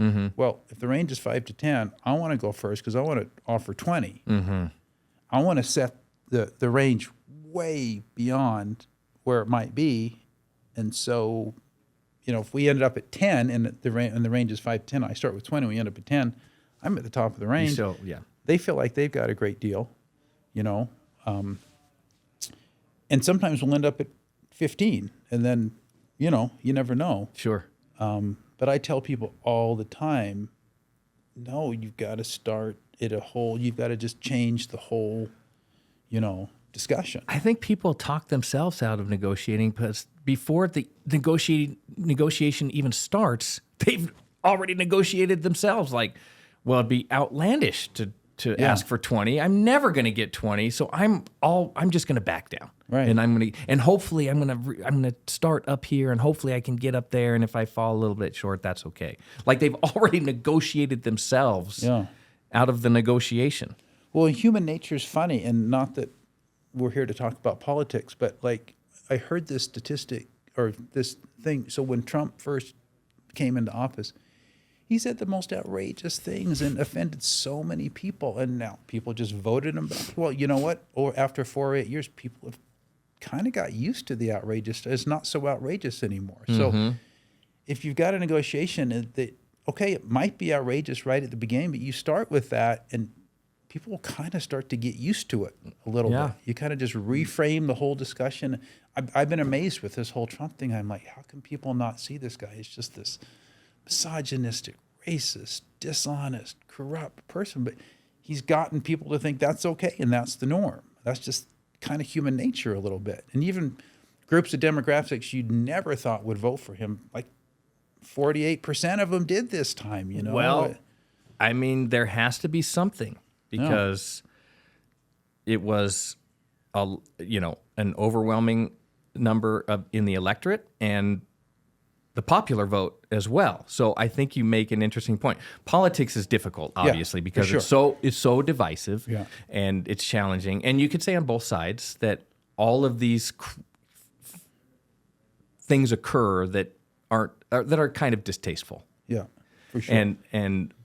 But I think the point is like if you can reframing the argument, make the outrageous the norm, and then and not that I'm putting Trump up as an example anybody should follow, but he's kind of a genius in some ways, some political ways. Yeah. So speaking of that, I mean, I don't want to stick on the politics theme, but you mentioned something, and now you brought that up, and I think it's interesting because Elon Musk has been highly involved in this election cycle, and not to get on his political side, but I'm just going to talk about his work side because it's something that I think resonates with what you have done in your life. He was just interviewed recently and said, like, hey, I work 16-hour day is the norm. That's what he said, is the norm for me. He keeps a cot under his desk.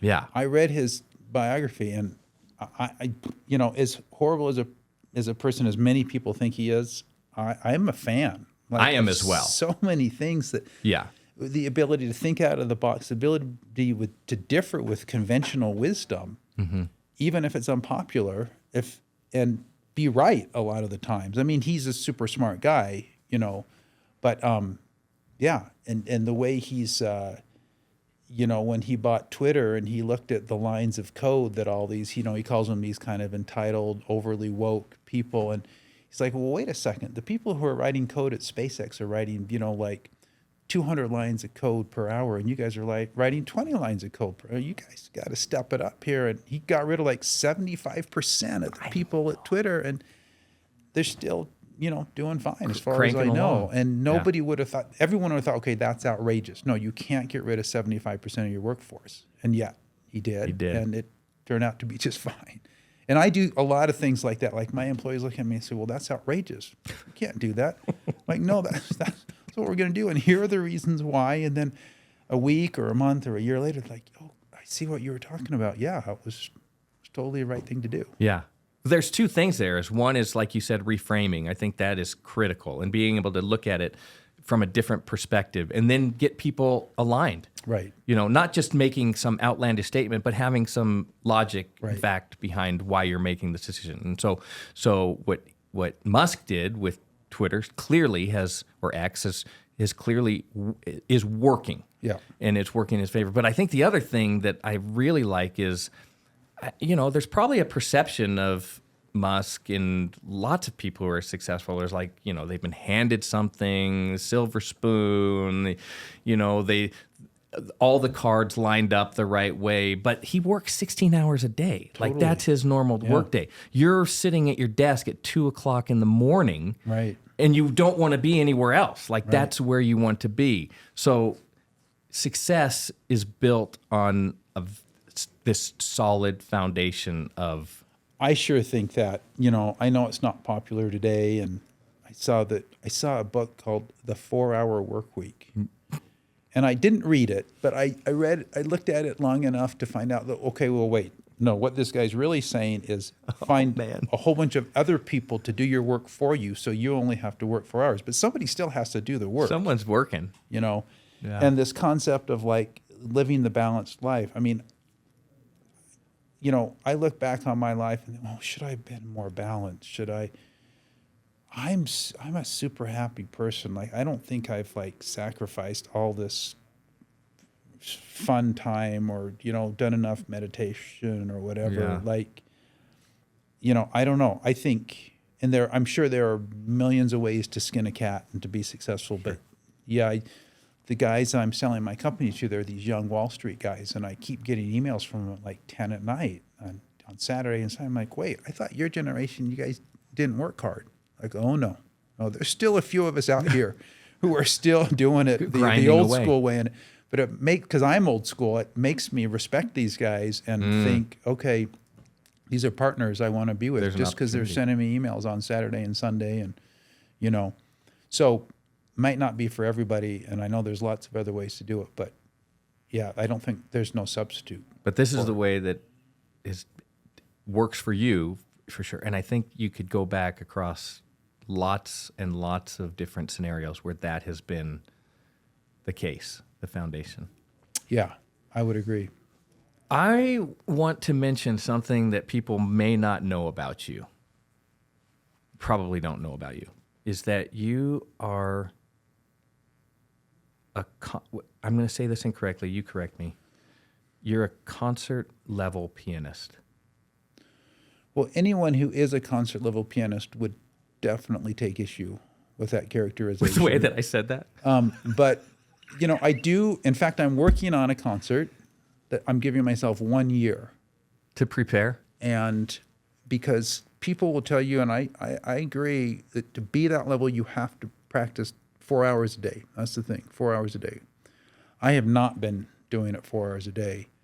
But here's the thing about it. Like people, musicians, anybody who does their passion for their job, I feel really sorry for. I'm like, oh my gosh, if I had to know that I had to practice, because I had to go, if I had a job at the symphony, not that I'm that level at all, but if I had a job as a musician, for me, it's purely just the passion of it. But then you think, well, is it really passionate for 4 hours straight? Like you talk about, you get chills or you get goosebumps when you hear like a really exciting piece of art or music or something. But can you sustain that for 4 hours? Like who would sit there and music, especially the fine arts, there's the arts and there's the fine arts. But yeah, to do enough repetition, I say when I'm trying to learn a really hard piece, I have to do 40 repetitions every day for however long until I get this passion. And you say, well, then you've kind of lost the passion. So, but I'm like, but for me, I can do that and feel passionate. I mean, that's what drives me to do it. And it might be similar to kind of the other stuff, but I just do it. And so I'm now working my way up. I'm at like maybe 1 to 2 hours a day now because I have more time. And my wife made me stop at 10:45 last night because she wanted to go to bed, and I was just getting going. I could have gone, down and away on the ivory. Yeah. And are you working on a particular piece, or are you working? Okay. No. And do you want to share that with us or no? Well, so it's the Tchaikovsky First Piano Concerto, and there's a funny story when Tchaikovsky, he's a pianist, but he also writes symphonies and ballets and all sorts of other things. So he writes this piano concerto, and he takes the music to the great virtuoso of the day in St. Petersburg, and he said, "Will you play through this music?" And can I read you a very short little quote? I wrote it down because I loved it so much. It's on my phone. Absolutely. So he takes it to this guy. I love that you have this with you. And he plays it, and here's what he said. This is this guy who was just like today it would be our version of like LeBron James in basketball or something. He was. So here's what he said. Let's see. I just got to find it here. Okay. He said, after Tchaikovsky finished playing the piece, Rubinstein, this guy's name is Rubinstein, declared that the concerto was, quote, worthless, that it was impossible to play, that its passages were clumsy, awkward, so awkward that they could not be corrected, that as a composition it was bad, and that Tchaikovsky must have stole from somebody else, and end of quote. And then Tchaikovsky angrily took the music back and said, "I will not change a single note." And that's the way it is today. Wow. So, and I bring that up because it is really hard to play. It's not like, people use the word like pianistic or violinistic. If the music fits the anatomy of your hands and it's just natural, like Mozart or Beethoven, it's just very, and this thing, the way you have to contort your hands, and it's just, and then it jumps around on the keys and you're almost certain. I've even heard professionals make so many mistakes playing this piece. So what I'm trying to do is a piano concerto means that an orchestra and a solo instrument play together. So you've got a piano concerto or a violin concerto. But people like me don't have orchestras to play with, so I'm taking this piece and I'm making my own arrangement where I'm taking the orchestra part and the solo instrument part, and I'm combining them into just a piano solo, like an arrangement. And so when the piece is already that convoluted, and then so I played it for a guy, a Juilliard guy who sometimes will give me lessons. And he said, "You're taking." Is he local? Yeah, he's a local guy. Oh. He said, "You're taking an unpianistic piece and making it even more unpianistic." And he's like, "Why are you? It's already so hard. Why are you make it even harder?" And sometimes if you've listened to this podcast, it's very clear why Right. you're doing this. Yeah, exactly. I guess it fits the same thing. It totally fits. This is your distressed company in Right. music. Right. This is going on an already difficult hike without water. I don't know why I do it, but and I'm having so much fun And you love it. with it. Yeah, and I love it. When is the concert? So at Thomas's wedding, the Mr. and Mrs. Allred said, "When are you going to do your next concert?" Yeah. And I committed. I said 1 year, so it's got to be by next September. And how does one earn an invite to this concert? I don't know. I'm going to ask the Stockhams if I can do it at their house. Well, we know them. Yeah. We're related. Yeah. So Yeah. I'm trying to get you need to help me with Tom. Tom Stockham is a very successful business person, and maybe, I don't know, I feel like he's the best person that I know as well. It's a weird combination. And I'm trying to get him to be a guest on the podcast. I think people would find him fascinating, but Yeah. he's playing hardball with me. So if you were me, how would you negotiate this? Wow. So Tom, he's the guy. Here's what I agree with everything you just said. Tom has like the best judgment of anybody I know. Like I can go to him with any situation and say, "What's your advice?" And he always gives me great advice. Like I think if I had to quantify like the best thing about him, gosh, Maybe that's the thing. He just has great judgment, and so he's decided not to be. Well, so I thought, yeah, I mean, I didn't know what to expect. You said, "Hey, will you come do this?" I said, "Sure." I'm sure he would. Does he say he doesn't want to do it? No, he just doesn't say he is going to do it. Oh. He says things like, "Sure, anytime." Yeah. Super non-committal. He would be a great guy because would. he's got so many great experiences and he has such smart things to say. Yeah. Maybe if you tell him that I did it, Yeah. because I didn't know what to expect. So, but Well, yeah, how has I it think been? How has it been so far? Been great. It's been easy, actually. Yeah. Yeah. Good. Well, it's been fascinating for me. Thank you. Like, this is unbelievable stuff. I keep wanting to keep you here longer, and I know we're running long. So I'm going to wrap it up. Okay. I'll wrap it Yep. up. But I think the way I want to wrap it up is, how would you, like, if you look back across your life and where you are today and all of the experiences, and if you had to do it over, all of those Yeah. things, right?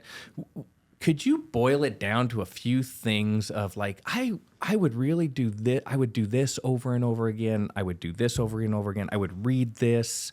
I would have this experience. Like, what, as you think about that, and maybe it's too broad of a question, but what are those things that you would offer the listener? Oh, not what would I do differently? Oh, I would love to know what you would do differently. Well, Absolutely. not a thing. Just kind of like Tchaikovsky with his concerto. I have a little list because I make lists in my phone because I spend all this time hiking, and whenever I get ideas, if I wait till I get home to write them down, I'll forget them. So I always write them down here. Yeah. And one of the categories is what I want my kids to know after I die. Yeah. But yeah, if I were You're welcome if I to. were to die tomorrow, no regrets. Don't be sad at my funeral. Like, I have lived such a full life. I have enjoyed it so much. My bucket list, I finished off like 10 years ago. So I need to come up You with need a new bucket list. Was Was this on your bucket list? This no, podcast? actually, it wasn't. But, well, but now, check yeah. that. But hey, Check that off. don't be sad. Don't be sad because it's been a great, and I guess, I don't know, people tell me that I just what's it called? March to my own drum beat. Yeah. I mean, I just don't care what people think. I don't care what people say. I mean, I do. I'm sensitive. I'm a baby. If someone criticizes me, I get offended so easily. I get my feelings hurt. So it's not like I'm immune to, what people think or whatever, but I kind of, when we were young, we'd always like play jokes on people and tease people, and almost like getting people to be mad at me almost gave me some kind of pleasure in some weird way, and that's probably not a good thing to say, but like, it almost seems like maybe it's a way of getting attention. Like people should get attention in a healthy way, but sometimes maybe people get attention in an unhealthy way by kind of doing things that are out of the norm or whatever. But I don't know what drives that, but I just, I guess that's maybe if I had to boil it down to one thing, it's like march to your own drum. Just, doesn't matter what people are going to think or, and is that something you developed over time, or is that something you had? I think I've kind of always been like that. Yeah. Always been a little different. I think that's hard. I think that's difficult for people to overcome. Some people are very sensitive about what other people say, and I think that can hold people back in lots of ways, especially if people you feel are close to you say something negative. That can be overwhelming. It's a good point, like especially a sibling or a parent or something. Yeah. I think the way you've lived your life and will continue to live your life has been a great example to all of the people around you. I don't know if you realize that or if even you're trying to do that or what, but do you feel like with your people who are around you, is that something that you think about? Like, I want to be a good example, or are you just, like you said, just kind of no fear, no regrets, living your life, doing the things that you are passionate about doing? I honestly don't. I have a past life where I was very into the church and I was a bishop for a long time. And I think then I felt like I need to be a good example. People are looking at me or whatever. So I guess I remember, but that was decades ago. Other than that, I mean, maybe for my kids, I think, okay, I got a responsibility to raise them the right way, but no, not really. Maybe I should think more about that. When I challenge people on the trail, or something. Yeah, come on a 10-hour no water hike with me, like that sort of thing. In fact, I would love to do more stuff like that with you, but we'll just have to dial it back a little bit. Well, I would love to too, and I 90% of the time, my time I spend alone out there. I'm glad you mentioned that. I wanted to ask you about that. Why alone? You mentioned that a lot. Like you do bike alone. You're hiking alone. You find yourself in these situations. Is that by design? And is that alone time? Like, it's really not. I get lonely so easily, which I know sounds ironic, and yet I'll go, yeah. And the piano is a very solitary instrument. If you think all the other instruments, violin or guitar or whatever, there's very rarely you have just a violin only. There's always an accompanist. There's always either a piano or a quartet or an orchestra. But piano is a very solitary. You practice all by yourself in a dark room. Like in these even the businesses I've done, I joked to one of my friends, I said, it's lonely at the top. Like, I don't have anyone to talk to about these business things. I don't have good partners, or I've got a board, but I get lonely really easily, so I don't intentionally do. I think the reason I go out in the mountains a lot alone is it's just, it's hard to find people who will do the same stuff.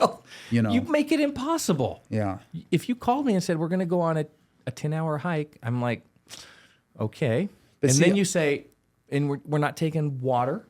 and then all of a sudden it ratchets up to a level where the normal guy can't do it. But see, I would be more than happy just to go, like my daughters come over every day at 4:30 and we go on a 1-hour hike, and I love it. Oh, Just love having people that's amazing. do stuff with. I should figure out how to get my wife. I teased my wife that she baited and switched me, because in the beginning when we were dating, she'd always go hike with me, and now she doesn't.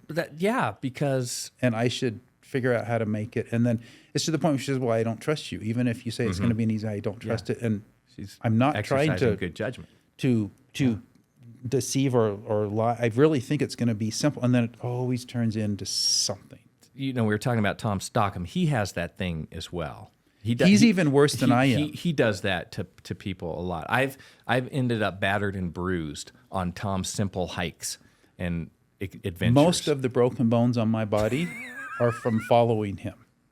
So I hear you. In fact, some of my worst are from following him. Well, and I know one of your worst, you were with him. In fact, one of your worst even threatened maybe your ability to play piano. Tom was on that. I think I'm seeing this. We were on the spine. We were trying to ride the spine, and I utterly which is crazy. Shattered my elbow. But I'll tell you a funny story about that.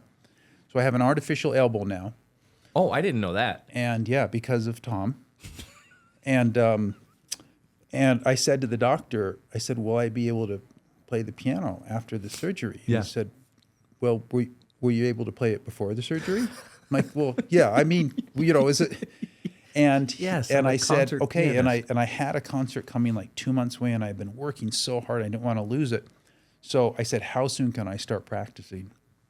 He said, "Just let pain be your guide." He said, if it hurts too much, don't do it. But if you can stand the pain, you can practice all you want. It's not going to hurt your elbow."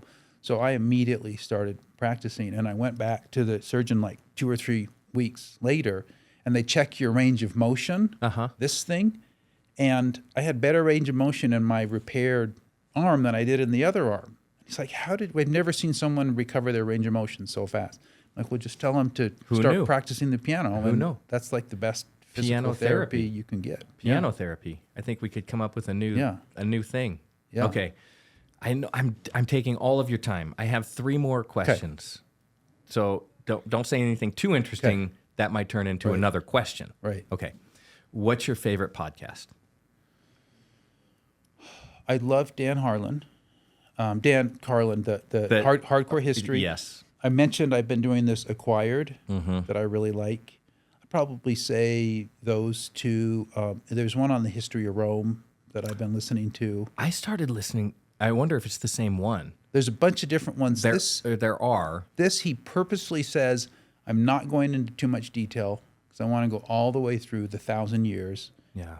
And not take, too much time. Do you remember who the podcaster is? I can tell you really easily here. Yeah, tell me that one because I'd like to tune in. I'd like to tune into that. It's just called The History of Rome. But now that I'm looking in here, the British History podcast, it has like 900 episodes. It's so long. And I'm only like 80 into it. Yeah.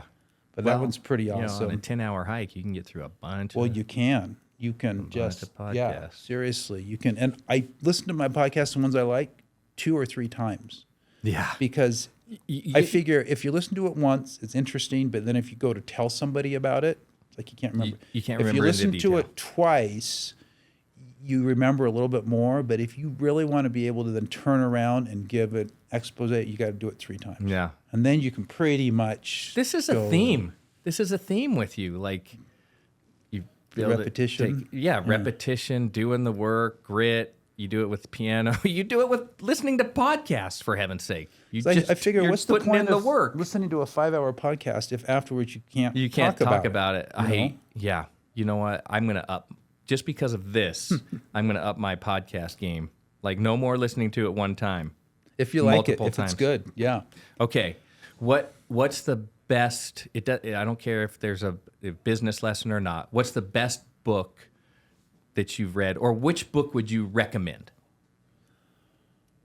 Oh, that's a good question. Like fiction or nonfiction? You name it. The most recent one I read was the one we just talked about, was the Elon Musk biography, which I thought was just so interesting, even if you're not a fan.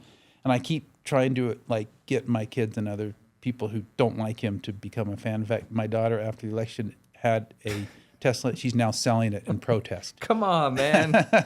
Come on. There's so much more to Elon Musk than that. There is. There really is. Yeah. But that was interesting.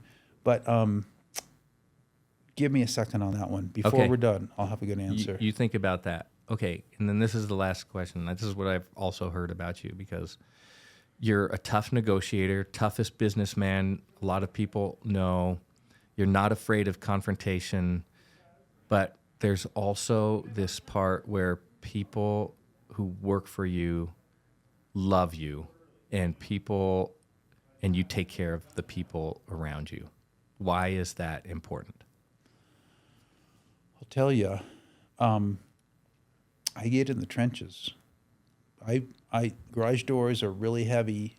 I probably lifted as many of those as anybody in the company. Because when we were struggling, I went down on the dock.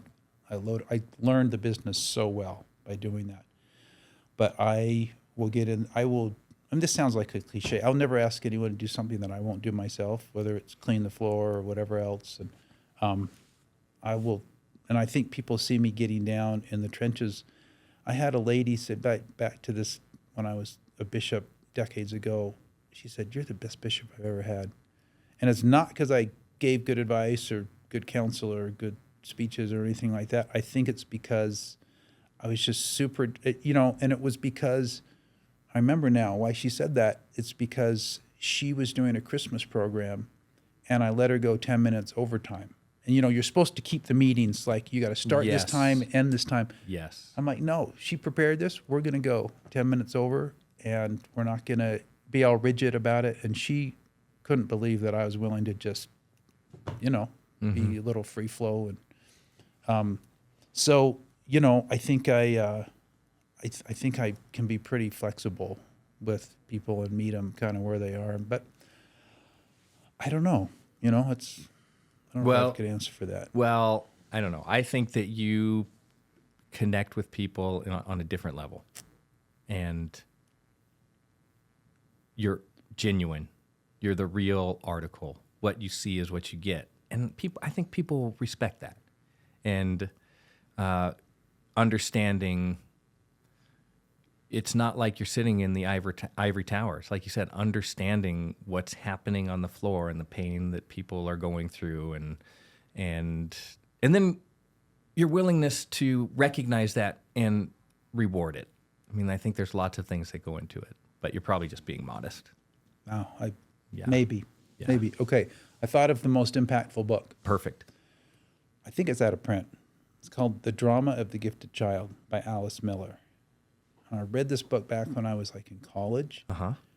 And it's kind of hard to read. It's kind of one of these it was written by some kind of psychoanalyst or some kind of shrinky type of thing. But she said, and this, I don't know why this always stuck with me, but she said, and it's not the drama of the gifted child. The gifted child is not a good thing. It's not. But she said, she says, the kids who can figure out how to,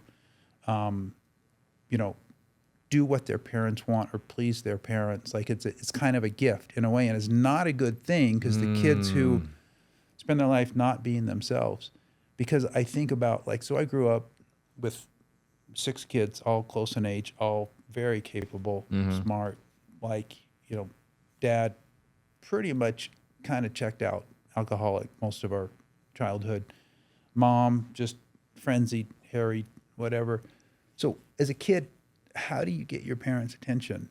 How do you differentiate yourself, because your parents can't spend equal time with all 6 of you, and so and I figured this out when my dad died and I had to speak at his funeral, and I'm like, wow, I have my whole life I never thought, okay, I'm going to pattern my life after my dad's life. But no, when I look at it, it's he was kind of the invisible hand, everything I ended up doing. And I figured out, so my dad would come home, pour a drink, and kind of check out. but he loved opera, and he loved Rachmaninoff and Chopin. And so I'm like, you know what? If I learn how to play Rachmaninoff and Chopin, he'll sit and listen. He'll give me some attention. And so every night he would sit on the couch and listen to me practice. And so I don't know if I was practicing to get his attention. I'm sure that was a big part of it. Or obviously he respected, well, get good grades, go to an Ivy League school. You know, my mom, on the other hand, her important things were be strong in the church, you know. So I was like the best you could be, you know, and I just kind of figured out, and I'm not saying that's necessarily a good thing. I don't know that I necessarily I figured out kind of how to do that stuff and please my parents and get that little bit of their attention, and also kind of be my own kind of person. But I don't know why that always resonated with. But I went back and, like I said, I read that book like 2 or 3 times so I could actually really remember what it said, and then it makes me think, well, I don't know if that's necessarily the best thing. If that's the best thing to do as a kid, you're just trying to figure out how to. But you know, the successful people kind of try to figure out how to please their constituencies, whether it's their investors, whether it's their friends, whether it's their board members, whether it's just their colleagues in general. You just kind of have to, and it's kind of an art, you know. Yeah. Some people are really good at it, and you know. So as a leader and as a parent, then there has to be a lesson in there for you as well. Like, you don't necessarily want to raise your kids so that they're constantly just trying to please you. Like, there's got to be a bigger, and same as a person who's running an organization. Well, and this is the hard thing. My kids, so they all went to good schools, and I said, but you know, they said, oh, well, we have to. Well, we have. I'm like, well, I've never said yet. Like, are you kidding? Like, you don't have to say it. And so now I worry, well, it's this unspoken, like, so I'm trying not to like put the expectations and be really accepting of whatever path they take. And yet the unspoken expectation, apparently, people tell me, is so strong. And I think it's very strong. The same way with my employees. I might not tell them specifically, well, you got to perform to this level or you got to have this level, but they all know it somehow, you know. That's great. And what's I guess wrong with that? Yeah, I guess that's a good thing. Yeah. You know, and yeah, so, you know, it's kind of the unspoken. And you want to, I feel like my employees want to please me, even though I'm not specifically saying, hey, you have to do this, this, this, and this. And I don't know, maybe they see me doing it myself. They see me working nights and weekends. And well, that's it. I mean, that's got to be an enormous part of it, is that you're not just, like I said, you're not just in the ivory tower barking down commands. Like, your willingness to get in the dirt sets the expectation. And what a great way to set culture in an organization. For sure. Absolutely. I think it's essential. Yeah. And I could keep, I mean, we've been here for 2.5 hours. Wow. I could keep going. So, and maybe after I listen to this now I'm going to listen to it 3 or 4 times because I should. Maybe we'll figure out how to do a round 2. In fact, let's see what happens with your new company, and let's see how that ends up, and maybe we'll do a follow up. Yeah. But Scott, thank you. Unbelievable. I mean, I had high expectations because I know you, and this has exceeded all of my expectations. So. We couldn't be more thankful for your time. Like, I can't believe you don't have a notepad in front of you. Like, you just, it's pretty amazing. No. When you have interesting people, it just flows right along. You qualify. Well, thank you. I appreciate it. Thank you, Scott Huntsman. What a treat. Thank you for listening to the Know Your Ship podcast presented by eHub. Don't forget to subscribe and leave a review.